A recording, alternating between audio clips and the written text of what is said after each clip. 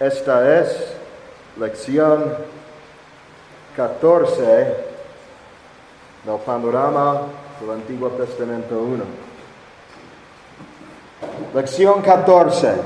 Ya que hemos analizado brevemente los distintivos principales de los sistemas teológicos bíblicos más comunes que existen en el cristianismo, podemos avanzar al estudio de los pactos.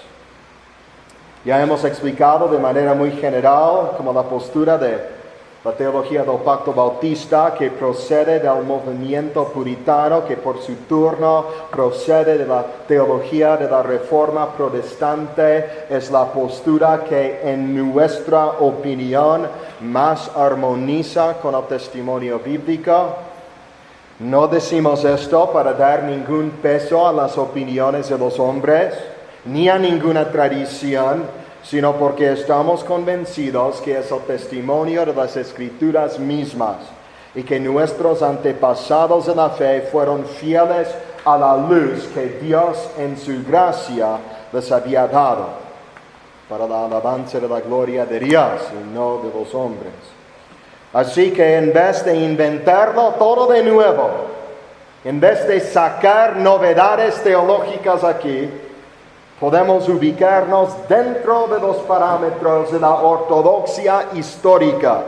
Podemos pararnos sobre los brazos de los hombres piadosos de las generaciones pasadas y podemos avanzar al estudio propio de los pactos bíblicos. Ahora, la pregunta es, y siempre debe ser, ¿qué dice la Escritura? Ahora vamos a hablar del concepto del pacto, el concepto de un pacto en la Escritura. Les recuerdo de la importancia del concepto del pacto para entender la estructura histórica redentora de la Escritura. El Señor se describe en la Escritura como un Dios que guarda el pacto. Todas las relaciones entre Dios y el hombre se basan en el concepto del pacto. Cristo murió para establecer un pacto.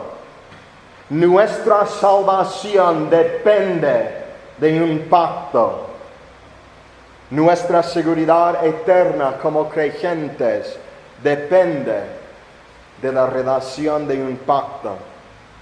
Nuestra experiencia del amor, de la comunión y del gozo de Dios depende de sus pactos. No podemos exagerar la importancia de los pactos bíblicos, porque toda nuestra eternidad se basa de ellos. Ahora, las palabras originales por pacto en la Escritura, en el Antiguo Testamento, en el hebreo, la palabra bíblica es berith.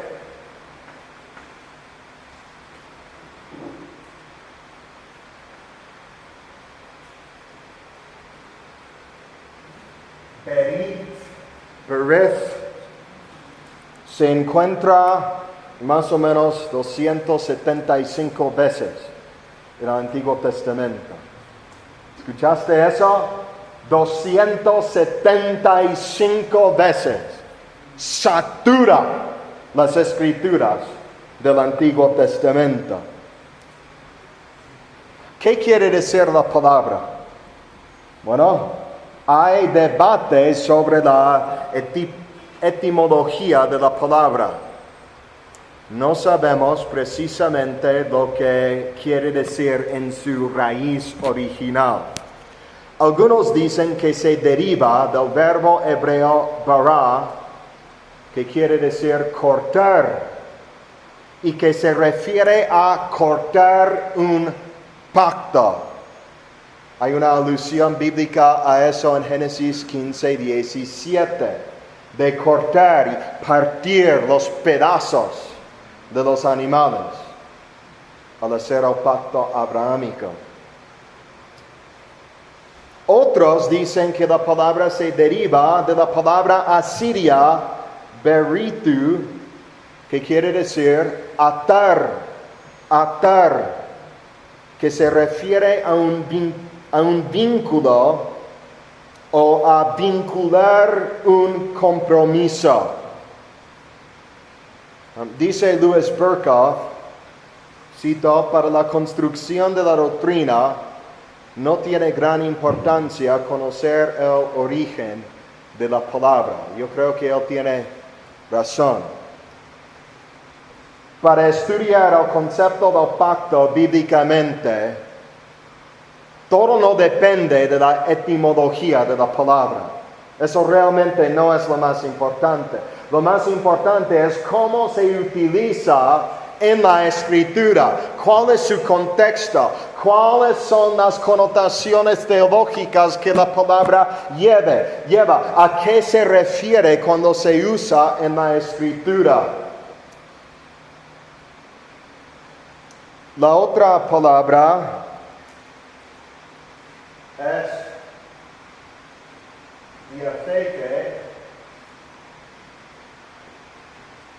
diatheke, eso es griego, no es hebreo, es la palabra que se encuentra en el Nuevo Testamento y aparece ahí más o menos 33 veces.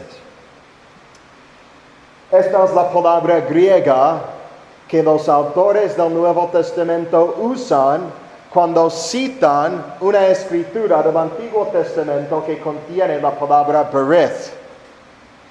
Entonces, el Espíritu Santo llevó a los autores del Nuevo Testamento a utilizar esta palabra griega cuando se referían a esta palabra hebrea. También, diatheke era la palabra preferida de la traducción de la palabra berith en la Septuaginta. Y eso también puede tener algo que ver con influenciar a los autores del Nuevo Testamento. Es interesante que existía otra palabra griega en el griego koine por pacto y que los autores del Nuevo Testamento no usan ese término. Esa palabra syntheke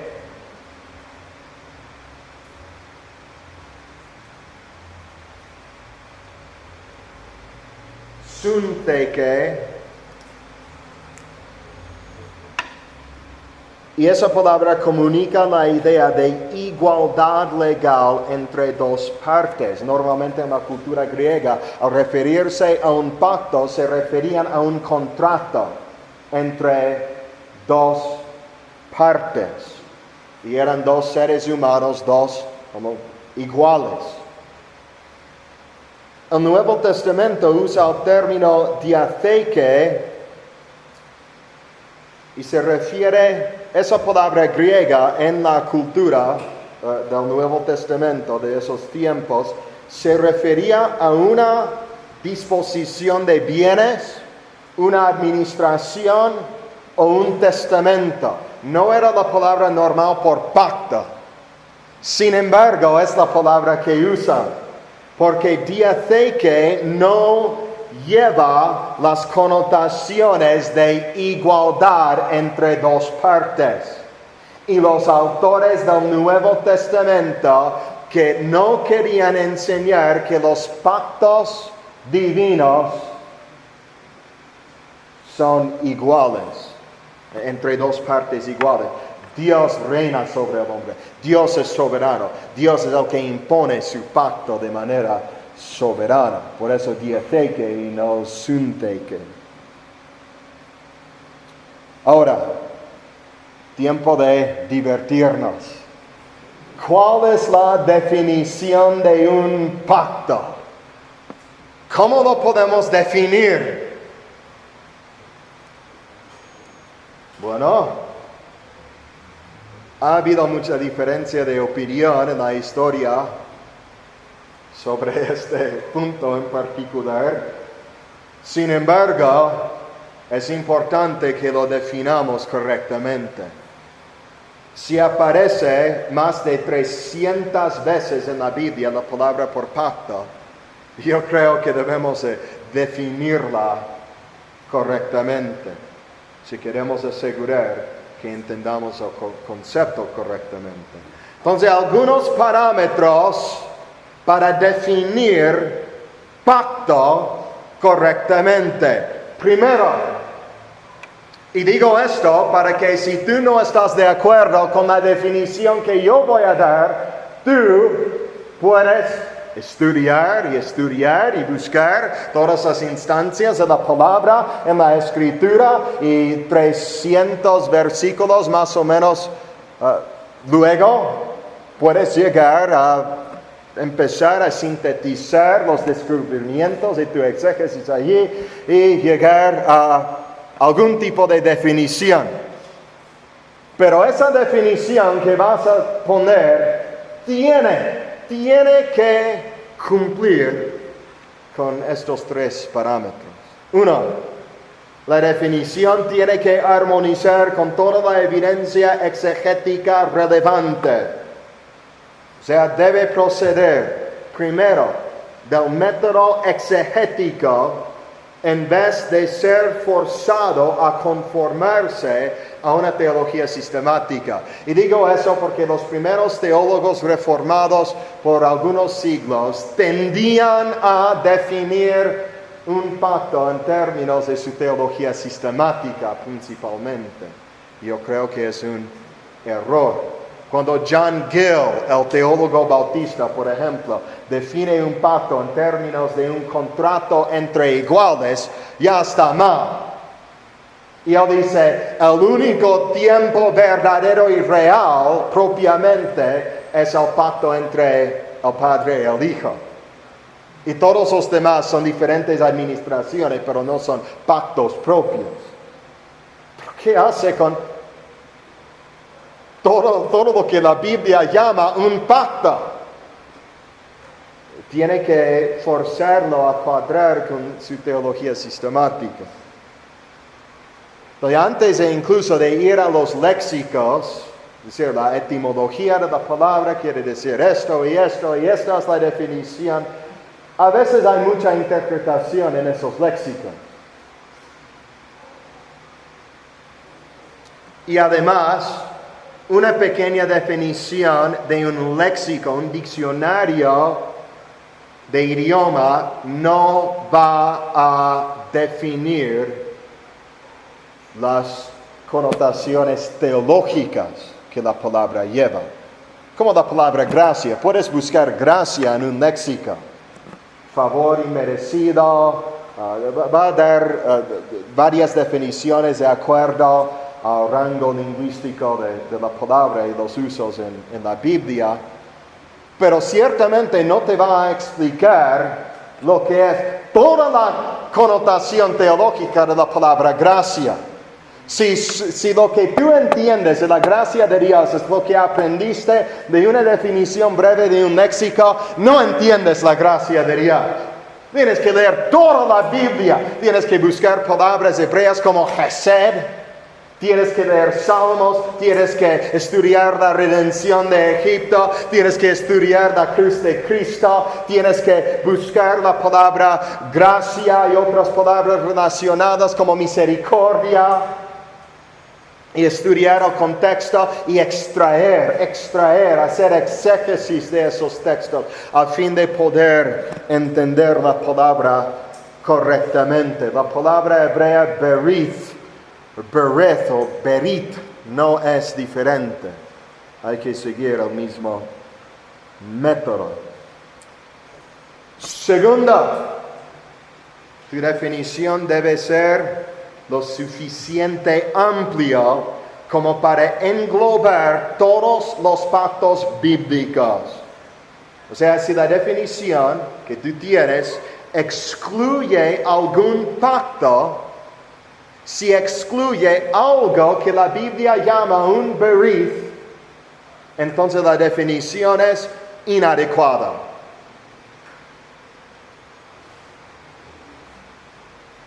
Tres, La definición no debe ser tan amplio como para ser demasiado general y por consiguiente impreciso e inútil. Mira, si defines un pacto como, es un compromiso. Un pacto es un compromiso. Esa es mi definición. Digo, pues gracias por la definición, pero eso no me ayuda. Todos sabemos que un pacto es un compromiso. Hay que ser más preciso allí.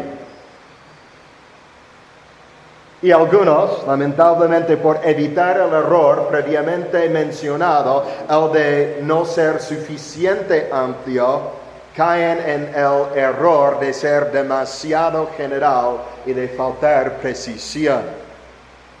Entonces, esto, ¿qué quiero decir? Esto es difícil. Hay un camino angosto de verdad aquí en cuanto a la definición bíblica de un pacto. Y es fácil caer en errores por los dos lados. Ahora voy a dar algunas definiciones de algunos teólogos, empezando con William Ames. Murió en 1633. Él escribió un libro sobre la teología sistemática y él da la definición. Era un puritano, dice.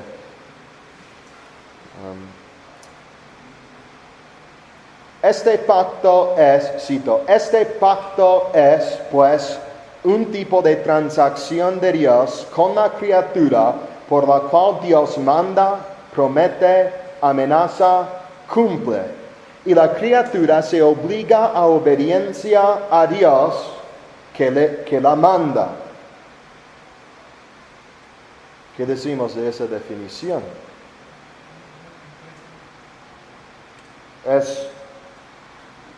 No es suficiente, no es útil.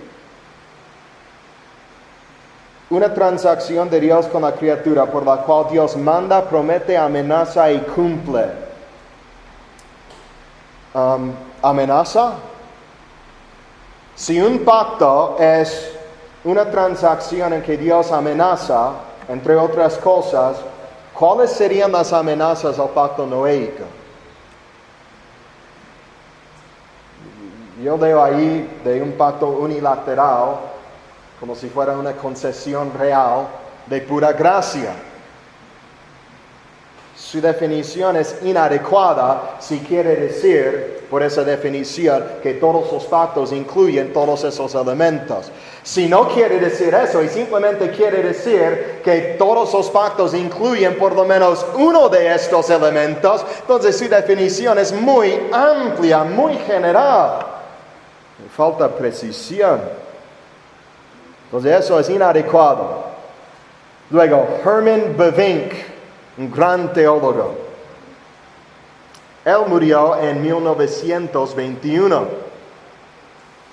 Y él dice esto: por lo general, un pacto es un acuerdo entre personas las cuales se obligan y se ligan el uno al otro con el propósito de defenderse de algún mal u obtener algún bien.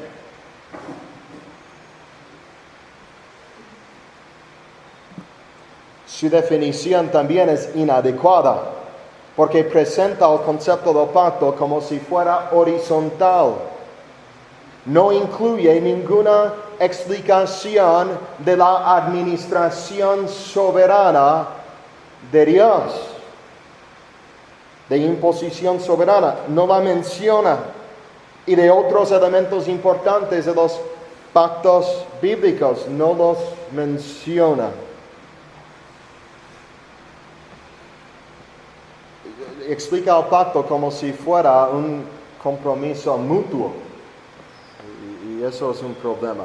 Francis Turretin, siglo XVII, dice: un pacto denota el acuerdo de Dios con el hombre por el cual Dios promete sus bienes y especialmente vida eterna a él y por el hombre por turno, el deber y la adoración son involucrados.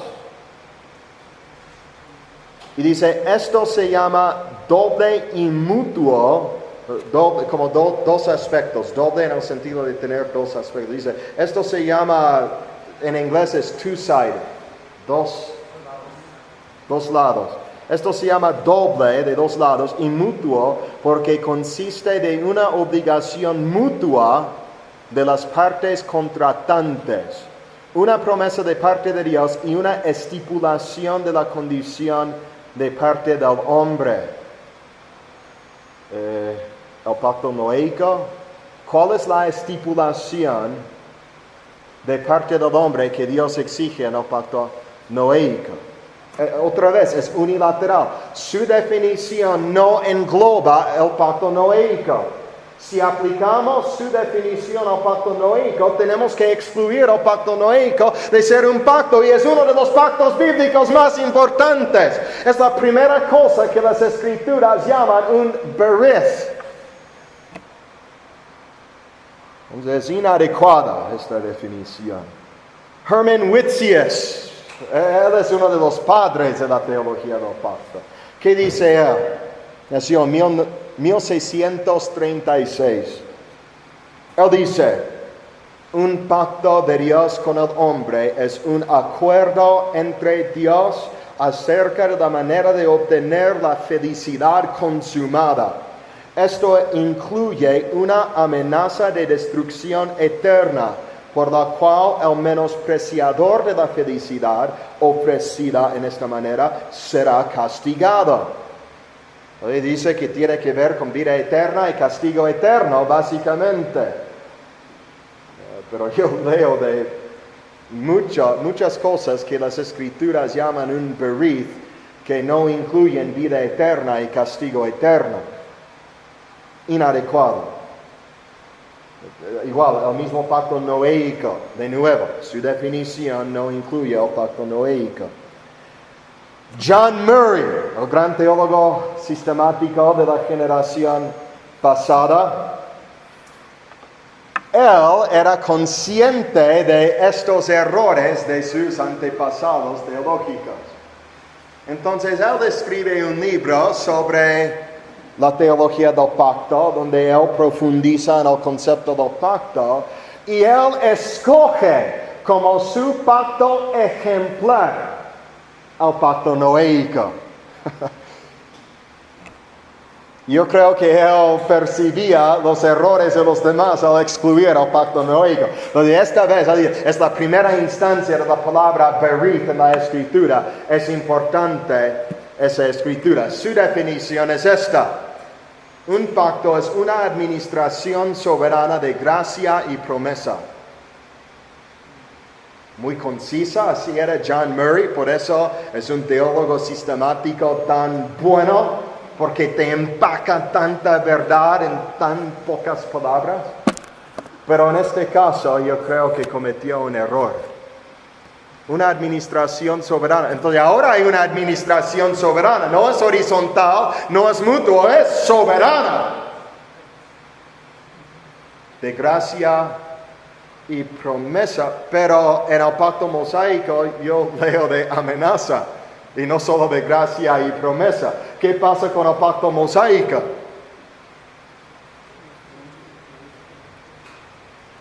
Meredith Kline es otro reciente que escribió un libro importante. Él dice, un berith es un tipo de acuerdo legal, una disposición formal de naturaleza vinculante. Al corazón de un berith se encuentra un acto de compromiso, y la forma usual del juramento revela la naturaleza religiosa de esta transacción. El acuerdo del berith no es meramente un contrato secular, más bien pertenece a la esfera sagrada del testimonio divino e imposición. Este tipo de disposición legal llamado berith consiste, pues, de un compromiso divinamente sancionado. Bueno, esta definición ayuda. Y tiene muchos buenos elementos allí en su definición. Pero si lees su libro y todo lo que explica, parece que define un pacto más en términos de un tratado imperial de vasallaje, de acuerdo a la estructura del libro de Deuteronomio. Entonces Murray escoge el pacto noéico, Meredith Klein escoge el pacto mosaico y hace exégesis profundamente, pero luego define todo el concepto del pacto en términos de ese pacto sin englobar todos los pactos bíblicos. Otro que escribió un libro importante en tiempos recientes, modernos, se llama O. Palmer Robertson. Y él define un pacto así. Por eso dije que ahora es tiempo de divertirnos por todas estas definiciones. Él da esta definición. Un pacto es un vínculo en sangre administrado soberanamente. Su libro es muy útil, tiene muchas buenas observaciones, pero su definición es inadecuada. Un vínculo en sangre, administrado soberanamente. El pacto davídico no incluye sangre, no es un vínculo en sangre, no hay derramamiento de sangre en la ratificación del pacto, no habla de sangre allí y no hay ninguna connotación de eso. Su definición no engloba el pacto davídico, es inadecuado. Graham Goldsworthy, él dice, un pacto es un concepto bíblico que se refiere principalmente a los compromisos de Dios para con su pueblo. No es lo que digo. Pues gracias, pero no ayuda tanto. Luego, Michael Horton, en su libro sobre la teología del pacto, define un pacto así. Un pacto es una relación de juramentos y vínculos que involucra compromisos mutuos, aunque no sean necesariamente iguales. Algunos pactos bíblicos consisten de mandatos y promesas impuestos de manera unilateral. Otros se inician mutuamente. Algunos son condicionales y otros son incondicionales. En otras palabras, bajo el concepto general de juramentos y vínculos encontramos una variedad considerable de pactos en la Escritura. Su definición ayuda mucho.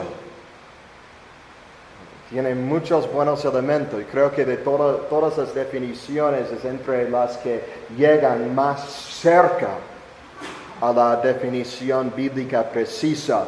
Sin embargo, hay un problema allí. Dice, un pacto es una relación de juramentos y vínculos que involucra compromisos mutuos, aunque no sean necesariamente iguales. ¿Cuál pacto excluye ahí? El mismo pacto noéico.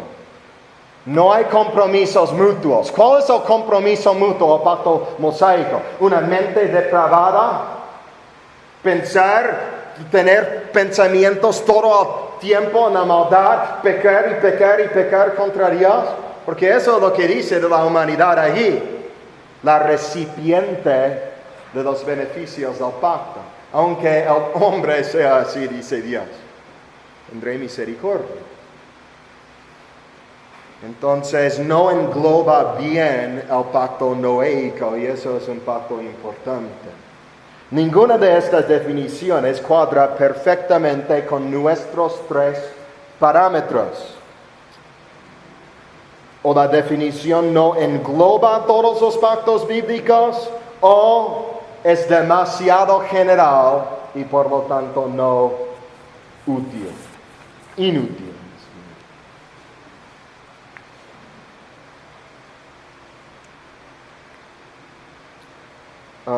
Definiendo un pacto bíblicamente. vamos a hablar de la definición bíblica de un pacto. Voy a dar la definición aquí y luego vamos a concluir y en la próxima clase vamos a empezar a ver bíblicamente las escrituras que respaldan esta definición. Bueno, hay varias cosas aquí de un pacto. Un pacto siempre incluye una promesa. Siempre hay una promesa en un pacto. Esta promesa es básica y esencial al concepto del pacto. Pero un pacto no es meramente una promesa, y no puedes decir que una promesa es un pacto. Hay algo más que se requiere. Un pacto es una promesa confirmada por un juramento. Cuando una promesa es confirmada con un juramento, se constituye un pacto. Así que una definición básica y general de un pacto, de un berith, es una promesa ratificada con un juramento. Creo que si analizas todos los textos bíblicos que hablan de un pacto formal, siempre encontrarás allí elementos de promesa y juramento. Luego daremos ejemplos de esto. Pero ¿cómo podemos definir los pactos entre Dios y el hombre? Hay pactos mutuos en el Antiguo Testamento entre hombres. Se llaman berith. Son pactos entre, ¿cómo se llama? Abinadab y Abraham, por ejemplo. Berith y otros. David y Jonathan. En la Escritura, hombres que hacen un pacto. Berith consiste de promesa y juramento para sellar la promesa formalmente. Los pactos divinos incluyen esos dos elementos de promesa y juramento, pero creo que podemos dar una definición más precisa que armoniza con toda la evidencia exegética. Y esta es la definición que vamos a ver. Un pacto divino humano, primero, aquí definir terminología, se escribe así. Es no es eso. Un pacto, se escribe así, divino humano. Un pacto divino humano habla de los pactos que Dios hace con el hombre. Y ciertamente hay connotaciones teológicas muy importantes que están relacionadas con los pactos divinos humanos que no tienen que ver con los pactos meramente humanos. Creo que podemos decir que cuando hay un pacto, una alianza, un berith entre dos naciones paganas en el Antiguo Testamento, o entre Israel como una teocracia y una nación pagana, que ese pacto entre hombres no es tan importante como un pacto divino humano, que Dios mismo, por el cual Él condesciende para relacionarse con el hombre, revelarse al hombre y dar y establecer y ratificar su pacto con el hombre, porque esos pactos son centrales a la estructura de la historia de redención, y los pactos que son meramente humanos y mutuos no lo son. Por eso necesitamos una definición que va un poco más allá de la definición normal de un pacto humano mutuo en cuanto a los pactos divinos humanos. Un pacto divino humano es una administración soberana de Dios que consiste de una obligación divinamente autoimpuesta, por la cual Dios en su gracia condesciende al hombre para hacer un compromiso por la palabra de su promesa y luego la confirma con un juramento. Lo voy a repetir. Un pacto divino humano es una administración soberana de Dios que consiste de una obligación divinamente autoimpuesta, por la cual Dios en su gracia condesciende al hombre para hacer un compromiso por la palabra de su promesa y luego confirma esa promesa con un juramento. Y cuando digo que es una administración soberana, quiero decir que Dios es el que inicia el pacto. El hombre no tiene nada que ver, el hombre no puede manipular a Dios, no puede convencer a Dios de algo que él mismo no tiene en sus planes. Dios mismo es el que en su soberanía, su autoridad, su trascendencia real, administra el pacto. Él dio el pacto a Abraham, Él dio el pacto a Israel, Él dio el pacto a David, Él hace el pacto. Realmente no importa si el hombre lo recibe o no. Pero el hombre lo recibe porque el pacto que Dios hace con el hombre siempre es algo bueno. Por eso digo que consiste de una condescendencia de Dios al hombre. Es una condescendencia misericordiosa de Dios al hombre. Y consiste de una obligación divinamente autoimpuesta. Dios se obliga a hacer algo para el hombre y Él es el que pone esa misma obligación sobre sí mismo. No tiene ninguna obligación que esté fuera de Él. No hay nada que esté sobre Él que lo obligue a hacer algo aquí. Dios hace una promesa a Abraham y Dios jura. Él se obligó, ahora lo tiene que hacer. Una obligación divinamente autoimpuesta, una administración soberana. Entonces vemos ahí una administración soberana, una obligación divinamente autoimpuesta, una condescendencia de Dios al hombre en su gracia, en la gracia de Dios. Un compromiso que consiste de promesa y una ratificación de la promesa con un juramento. Entonces puedes tomar esa definición y luego entre ahora y la siguiente clase puedes estudiar las escrituras a ver si cuadra o no.